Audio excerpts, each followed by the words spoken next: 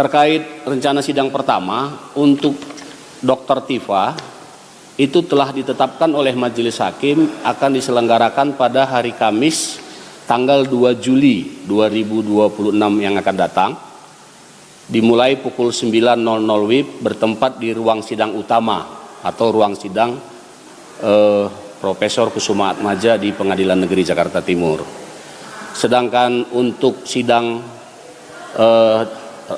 Bapak Roy Suryo, oleh karena yang bersangkutan sampai hari ini masih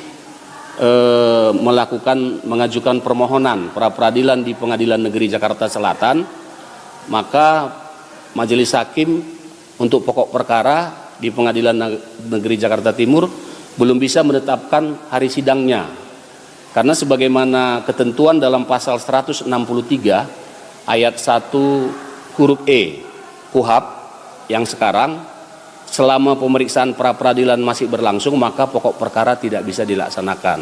Jadi nanti Majelis Hakim yang menangani perkara ini mungkin akan berkoordinasi dengan pihak Jakarta Selatan untuk menunggu putusan terhadap permohonan pra peradilan tersebut. Kami pikir demikian yang bisa kami jelaskan. Terkait nanti kan diperkirakan ada banyak massa yang akan mengikuti jalannya sidang juga gitu Pak. Nah, untuk persiapan Pengadilan Negeri Jakarta Timur sendiri Pak, seperti apa? Ya, pada prinsipnya Pengadilan Negeri Jakarta Timur siap ya untuk menyelenggarakan acara persidangan ini. Tentu tentang sarana prasarana maupun terhadap ledakan pengunjung yang mungkin akan ada dalam persidangan tersebut. Di sebelah saya ada Pak Sekretaris, Pak Julfikar, yang akan mungkin ada penjelasan, Pak Sekretaris. Ya, terkait dengan persiapan kita terkait dengan persidangan nanti kita akan atur ya. Mungkin dari pintu gerbang nanti sudah kita atur sedemikian rupa. Kita akan berikan tanda pengenal seluruhnya, baik itu pengacara, PH maupun para media juga, dan nanti para pengunjung kita akan berikan tanda pengenal sehingga tidak pengunjung tidak akan membludak nantinya. Gitu pun nanti kita akan siapkan juga, kita upayakan nanti tenda di depan dan TV media agar bisa para pengunjung yang tidak bisa masuk seluruhnya ke ruang sidang bisa menyaksikan melalui TV media. Mungkin seperti itu. Untuk pengamanannya sendiri Pak, seperti apa? Pengamanan kita sudah berkoordinasi dengan pihak Polres Jakarta Timur. Dan nanti kita akan lakukan juga simulasi beberapa hari ke depan terkait dengan pengamanannya. Mungkin itu. Ya. Sidang juga tadi disediakan tenda di depan untuk media. Nah, ini dari masyarakat sendiri apakah boleh juga meliput atau live streaming kan? Untuk media kita siapkan nanti di lobi luar. Kalau untuk masyarakat mungkin nanti di tenda. Bisa live streaming gitu atau dari Jadi begini. Persidangan ini terbuka untuk umum. Media diperkenankan untuk meliput sebagaimana biasa ya. Namun untuk apakah perkara ini diperbolehkan media untuk melakukan siaran langsung ataupun live streaming, sampai hari ini belum ada kebolehan untuk itu ya. Jadi sementara kami menyatakan silahkan diliput, tapi untuk live streaming belum kami perkenankan. Namun nanti apabila kepentingan pemeriksaan menghendaki adanya live streaming, nanti akan kami kabarkan kemudian. Hanya memang kepada media kita berikan ruang yang cukup untuk melakukan peliputan terhadap perkara ini. Berarti masih dikoordinasikan dengan hakim, dengan yang lainnya gitu, gimana gitu? Kita lihat nanti apakah Majelis Hakim dan pimpinan kita memperkenankan untuk itu. Tapi untuk sementara ini live streaming belum diperkenankan. termasuk pendukung dari Rasulullah yang sering live streaming itu juga tidak diperkenankan Pak? Ya, artinya semua pihak untuk live streaming tidak kita perkenankan. Tapi kalau untuk peliputan silahkan. Ya, karena kan prinsipnya ini kan terbuka untuk umum. Demikian ya. Kami rasa cukup ya rekan-rekan media ya. Kita nanti sidang pertamanya di 2 Juli 2026 yang akan datang untuk perkara Dr. Tifa. Sedangkan untuk Mas Roy Suryo masih akan disusulkan setelah ada putusan pra peradilan. Pak, kemarin kan Roy Suryo kan dari polisian sudah ke kejaksaan Jaksel, tapi dari kejaksaan ternyata tidak ditahan. Itu benar tanggapannya Pak? Itu kewenangan penuh dari kejaksaan. kita harus menghargai itu. Yang paling penting kita ikuti proses hukum yang ada sampai nanti di persidangan. Dah, Kecewa nggak Pak dengan tidak ditahannya keduanya Pak? itu kewenangan penuh dari kejaksaan. Ya, terima kasih. Siap Pak. Terima kasih. Matur nuwun, Pak. Iya Pak. Jokowi kalau sidang hadir sendiri, ya. Jokowi hadir sendiri dalam ruang sidang, tidak boleh melalui sarana lain, misalnya Zoom dan lain sebagainya. Sekali lagi, dia yang melaporkan, dia yang harus bertanggung jawab datang ke ruang sidang. Kalau tidak berani datang ke ruang sidang, ya, secara in person, secara luring, maka kasus tidak boleh dilanjutkan. Kasus ini harus dihadiri langsung oleh pelapor atau pengadu Joko Widodo.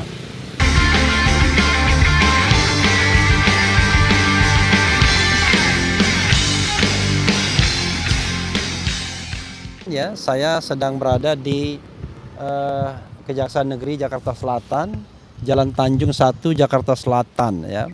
Alhamdulillah kemarin itu Mas Roy Suryo dan Dr. Tifa atau Tifauzia Tiasuma akhirnya tidak dilakukan penahanan terhadap kedua beliau, ya, oleh jaksa, dan ini menurut saya sebuah tindakan yang fair, lebih benar menurut hukum. Kenapa begitu?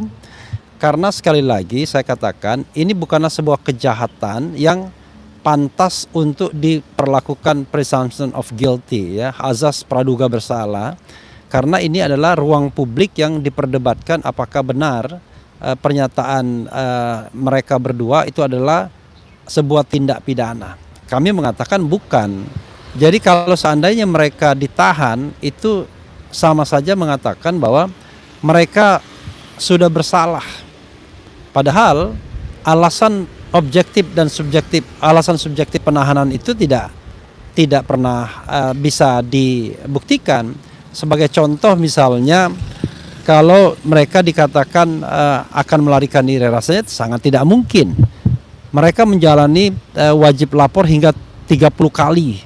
Rasanya nggak mungkin mereka kemudian melarikan diri. Yang kedua, kalau dikatakan akan menghilangkan barang bukti apa yang akan dihilangkan? Proses penyidikan sudah selesai, bahkan berkas kemungkinan juga bisa juga selesai, berkas untuk dakwaan dan lain sebagainya. Sehingga rasanya menghilangkan barang bukti apa yang akan dihilangkan? Sampai sekarang media sosial mereka yang seperti Dr. Tifa masih ada, ya. Jadi tidak mungkin menghilangkan barang bukti. Lagi pula barang bukti itu sudah diambil semuanya. Oke. Berikutnya adalah kalau kita kaitkan dengan melakukan atau mengulangi perbuatan mana?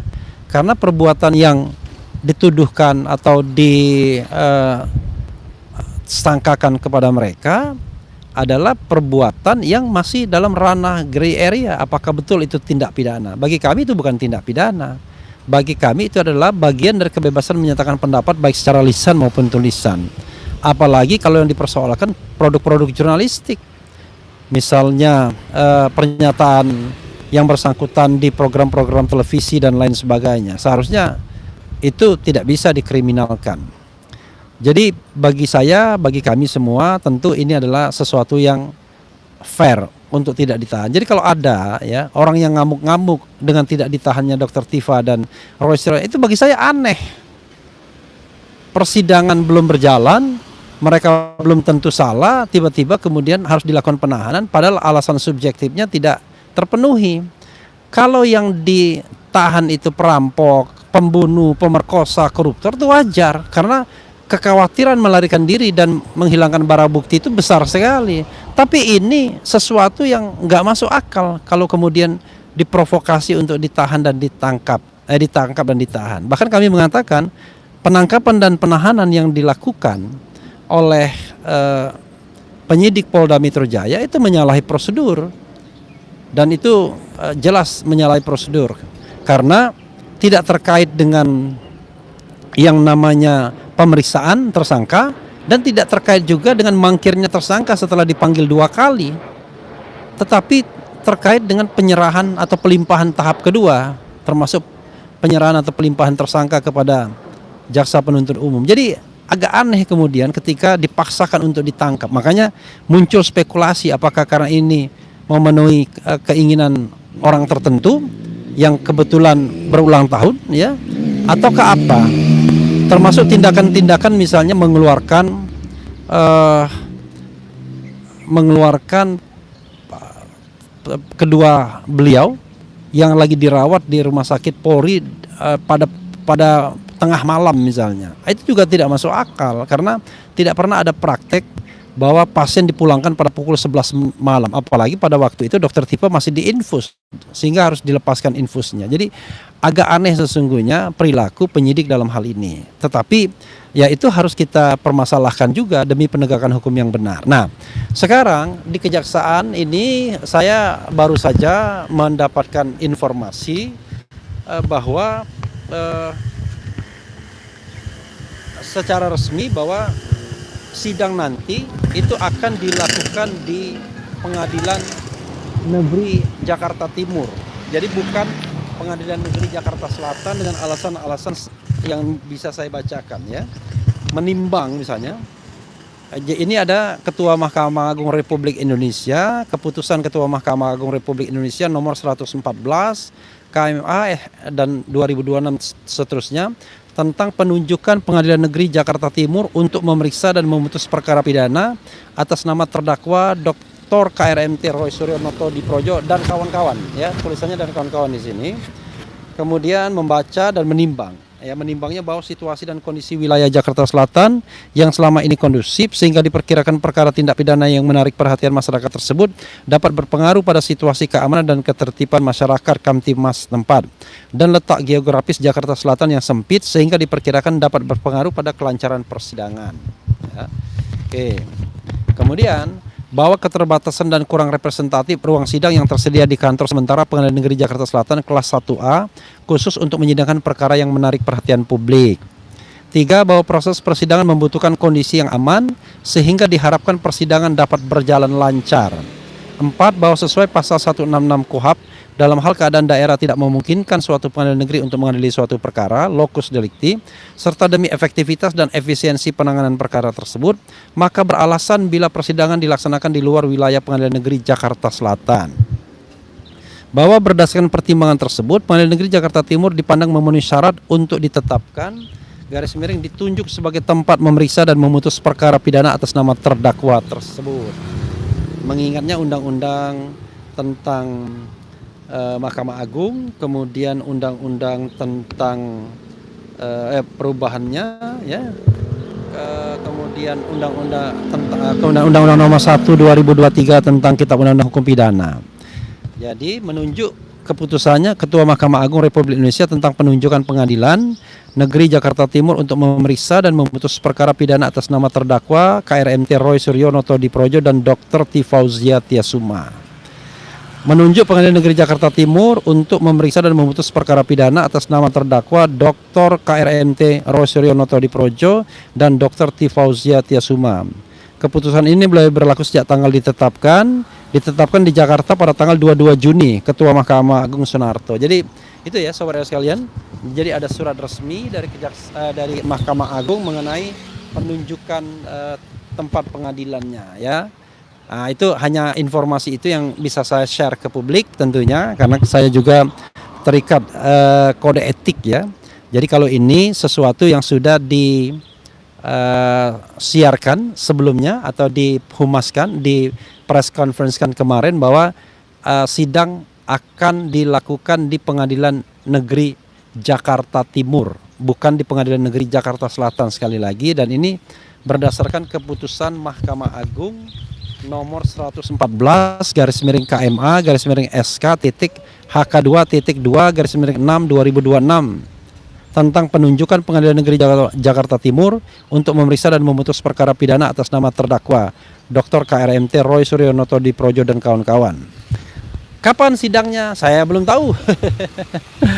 Jadi ya kita bersiap-siap saja kalau memang sidang akan dilakukan, ya, kami bersiap-siap, dan kalaupun kemudian sidangnya akhirnya tidak jadi, ya kita juga siap-siap. Jadi kita bersiap dalam segala arah, dan alhamdulillah sekali lagi thanks to God ya, bahwa baik Dr. Tifa maupun Mas Roy itu tidak ditahan, sehingga bagi kami ini adil karena mereka adalah orang-orang cerdas dan mereka tentu menjadi frontliner dalam pembuktian apakah kasus ijazah ini bisa kita buktikan benar tidaknya kepalsuan tersebut.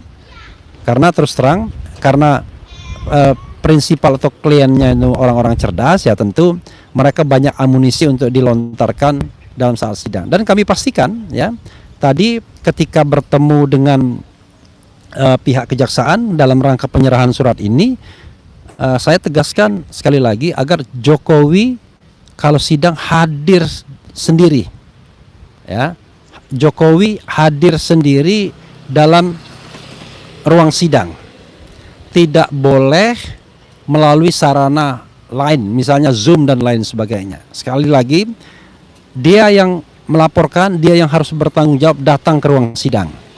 Dalam hal ini berlaku azas equality before the law. Kalau tidak berani datang ke ruang sidang, ya, secara in person, secara luring, maka kasus tidak boleh dilanjutkan. Seperti dalam kasus Nikita Mirzani pada waktu itu. Nah, karena itu sekali lagi kasus ini harus dihadiri langsung oleh pelapor atau pengadu Joko Widodo. Tidak boleh dengan sarana-sarana lainnya. Ya, karena kita ingin melihat bagaimana ekspresinya dan lain sebagainya. Karena dia mengatakan merasa direndahkan serendah-rendahnya, merasa dihina sehina-hinanya. Pada bagian mana kita ingin tahu bahwa dia direndahkan serendah-rendahnya dan dihina sehina-hinanya? Karena itu dia harus hadir sendiri, dan tentu dia harus bisa membuktikan bahwa ijazahnya memang asli. Yang sampai sekarang kita belum lihat lagi setelah setelah diperlihatkan di tanggal 15 Desember 2025 di Polda Metro Jaya pada gelar perkara khusus. Dan tidak pernah lagi ditunjukkan ke publik ijazah tersebut. Katanya akan ditunjukkan ke ruang pengadilan. Nanti kita tunggu apakah benar bahwa memang ada ijazah itu atau tidak. Dan tentu harus ada pengujian yang sangat adequate, memadai, sehingga nanti kalau memang sidang mau dilanjutkan, tentu kami meminta terlebih dahulu pembuktian apakah ijazah itu asli atau tidak. Jadi tidak terkonsentrasi pada soal pencemaran nama baik dulu, ya, atau fitnah, karena klaim fitnah itu harus dibuktikan terlebih dahulu. Harusnya memang harus ada putusan pengadilan yang berkekuatan hukum tetap yang mengatakan ijazah itu asli atau palsu. Jadi kalau kita bicara tentang siapa yang berwenang mengatakan ijazah itu asli atau palsu, kalau tidak ada kasus, tentu yang berwenang adalah pihak yang mengeluarkannya, dalam hal ini Universitas Gadjah Mada. Tapi begitu ada kasus seperti ini, maka yang berwenang adalah pengadilan. Nah, karena itu kita nanti akan nantikan bersama ya keadilan dari pengadilan itu. Masing-masing kita berdoa saja ya agar keadilan bisa ditegakkan, dan sekali lagi kasus ini sebenarnya kasus ringan yang seharusnya selesai dalam 1-2 hari kalau ada kebesaran jiwa dari Jokowi untuk menunjukkan ijazahnya. Tetapi sekali lagi seperti yang dikatakan Leo Tolstoy, kebenaran itu lurus ya. Kebenaran itu jujur, tapi kebohongan tersebut berliku-liku dan berkelok-kelok.